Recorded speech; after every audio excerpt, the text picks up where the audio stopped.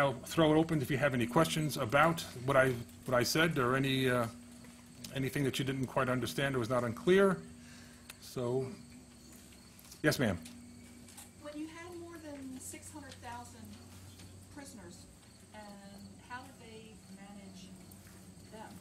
The question was, when the Germans in the early opening phases of Operation Barbarossa captured the huge numbers of Russian prisoners, what did they do with them? The quick and simple and dirty answer was nothing. They literally penned them into open fields. Remember, this was the Untermensch, the subhumans that they had no interest in incorporating into the new German Reich. Eventually, most of them unfortunately succumbed to starvation, and they just let them rot there. Later on, when the war turned against them in 1943, they realized there was a possible body of military men here waiting to assist us, even for simply to be able to feed ourselves and to survive German captivity. But for the early opening 2 years of the war, they just literally ignored them. It's really quite another whole tragic element to the war in the East. The savagery, again, is exemplified by the treatment of POWs on both sides. Yes, sir? What portion, with the transfer divisions, when we invaded Normandy, what portion of the German army would you say was in defense? In France? Yes. Okay, the question was, what part of the German army was in France on the 6th of June, 1944? France, the previous 3 years, had become a labor depot to transfer units out of there. It became a rest and recuperation center for burnt-out units from Russia. It was, France, of course, has a wonderful topography, a mild climate, excellent rail connections and transportation. It could feed itself, and basically it was on a cornucopia of European fine cuisine, as we all know. And it was a great, most of the German U-boat bases were on the French coast in Bordeaux and Cherbourg. And it was basically, but over the years, the OKH, the Oberkommando der Heers, the German portion of the High Command that was running the operation in Russia, siphoned off those units out of France. And so by the time the Allies landed, what you had was what they call a Bodenständig, which is those are units that had been almost replaced with older men. They were called Class C divisions as opposed to Class A. Elderly men, they were wounded that had been recovered and released from hospital. And then quite a bit of those units, which I opened in the opening pages of my introduction of my book, were captured Russian prisoners that had volunteered to work in the German army, but to get them out of Russia so they couldn't go back to fighting the Germans again, they transferred them to the French front so they couldn't surrender so quickly. So a lot of those units were Cossacks, they were Turkoman, Slovines. There were quite an interesting cornucopia of European manpower with German management in some of the German divisions. Yes, sir? To give some perspective for the Eastern Front versus the West, do you know the Allied casualty figures for the Western Front versus Soviets on the Eastern Front? Okay, the question was the comparison with the casualty figures of the Eastern and Western Front for the entire 4 years of... Yeah, I guess. Okay. The one word is astronomical as far as the Eastern Front. Zhukov under Stalin, one of his favorite phrases was, time equals blood. And one Russian retiree spoke to me on my blog on computer, says, oh, don't worry about running out of men. Russia has plenty of men to use. It's a whole different mindset of the value of human life.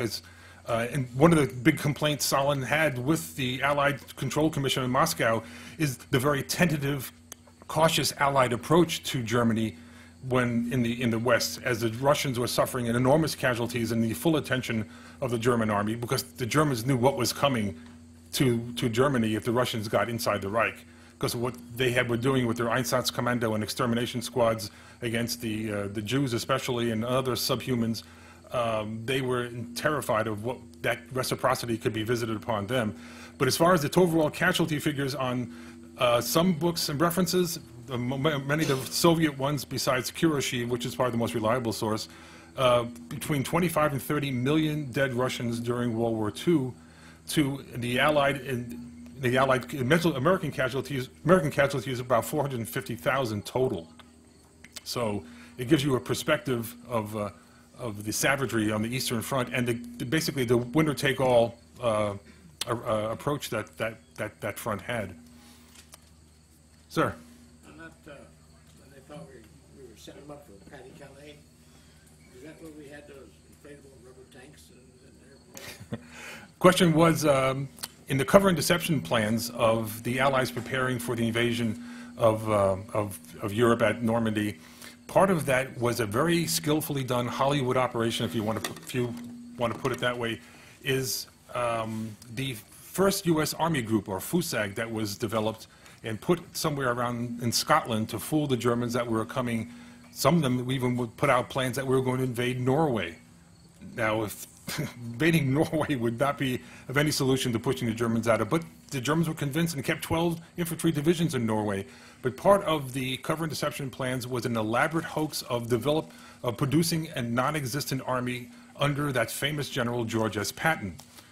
And to do that, they put the Goodyear Tire and Rubber Company went out of its way to produce the most convincing-looking rubber inflatable Sherman tank, assault boats, artillery, and all sorts of other inflatable, easily liftable by 1 or 2 men vehicles, and they were lined up by the hundreds in the open fields for German reconnaissance planes that were allowed to just sneak a couple photos and take them back and say, they're coming to the north.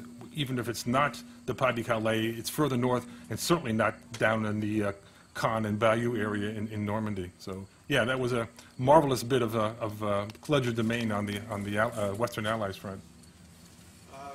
Could you Rick. explain to the audience where they came up with the name Bagration for the Oh. Russian operation? Good point. Bagration, a Russian prince, and under the Tsar, and fighting against Napoleon. It's Prince Peter Ivanovich Bagration was a Russian prince. He was a very skilled soldier. He was killed in the Battle of Borodino in 1812, and Stalin named this first of the Russian massive offensives after this Russian prince. He was almost like the equivalent of one of our early American military generals, during the Revolution. That be that sort of parallel to us. Any other questions? My friend from the Russian reenactors, yes.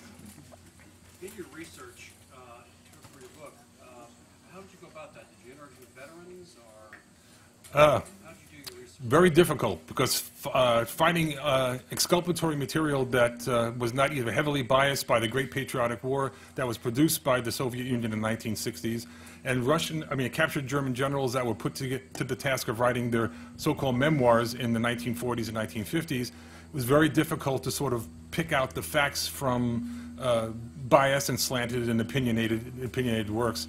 A lot of it came from a multiplicity of sources. A lot of them British were very reliable. David Glantz was probably one of the greatest American, living authors of the study of the Eastern Front with his University of Kansas publications. But it came from a number of sources, a good number of them from reaching out to Europe from blogs and from friends I've made online and doing a lot of translating for me. Sir? 39 to 41 during the non-aggression pact time frame, also when we were doing Lend-Lease and war centers. What was the time frame for the U.S. imperial support for the Russians during, let's say, 39 to 44? How did that all? We provided lots and lots of material. Yes, one of the points, the question was, what was the American support in the form of Lend-Lease shipments to Russia? And I unfortunately left that completely out. The great convoys of coming from the United States and Canada to England and to Murmansk to the north to supply the Russians. Early on, the British realized, first and foremost, those first 6 months of the war, if Russia falls out of the war, we have no one to blame but ourselves. Then we'll have to take the entire German army onto ourselves. Quickly, the British put together several convoys, and although they were strapped by themselves to try to replace the losses from Dunkirk and to build up their own forces for eventually a defense of the home islands, much less an offensive across the Channel, they took from their friends, for example, all Canadian tank production from Canada went sent directly to the Soviet Union. Nothing went to Britain to develop their own tanks. It was a matter of send as much as you could to keep the Russians in the fight as much as possible. And later on, when the Allied, what they called Allied Lend-Lease Commissions were meeting, they would sort of break out into exactly what do you need, when do you need it, how can we get it to you. And the Allies developed three excellent sources of getting that material to Russia. The one was, I mentioned, the convoys north around Norway to Murmansk. The second pipeline was through the current Iranian port of Basra into the Caucasus Mountains and up the Volga River. And most of the aircraft were flown to the Lend-Lease aircraft that was coming out of the United States was flown from Alaska into Siberia near Vladivostok. The Russians became quite fell in love with the P-39 Airacobra, which most of the American pilots really didn't care for because it was too heavy. But the Russians liked the fact that it had a nice big 37-millimeter cannon inside of it, and it was great against German tanks and soft armored vehicles. So those are the three sources that we got the Lend-Lease materials into the Soviet Union. Any other questions? Sir? How worried were the Western Allies that this Operation Bagration was actually going to be too successful and the Russians were claiming more territory than we would like them to? That is one of the great hidden discussions. The question was how worried were the Western Allies that in the Tehran agreements and the Yalta agreements in 1945, the stop lines, that the Russians wouldn't go any further than this, the Allies, Western Allies wouldn't advance any further to the east, but nobody trusted Stalin, let's put it that way. Stalin, Russia in World War II was an essential but always difficult ally. That's about the best way I can put it. They were absolutely crucial to keeping the German army occupied and bled to death until we could build our own forces up, the British could build their own forces up, the Allied coalition can be brought together. And that included the Free French, the Canadians, the Poles, and all the other units that had been gathering themselves into England to form the new Allied coalition and to return to the mainland of Europe to liberate it. But it was a difficult time working with, Stalin kept pressing for the second front. Please take this pressure off us. We're within miles of Moscow. We need your help, we need your help. And you can't really blame the fact that when the Russians occupied a good part of Germany and the Allies said, well, when are you planning to go back to Russia and leave Poland free? And he said, we're not. We paid for this land in blood and we're going to stay. And 50 years later, 1989, they finally left. The Soviet Union imploded on itself. Central planning, as we know, didn't work. The communist system basically wore itself out. The capitalist, the democratic system was the one that showed the one that could stand the test of time as well as the stresses of war. And we all live today in a much more enjoyable Europe as well as a global war as we go on now into the new forms of unfortunate warfare that you think man would learn from its past, but turns out to be, as one of the Russian generals said, fighting for humans is as natural as for us as breathing.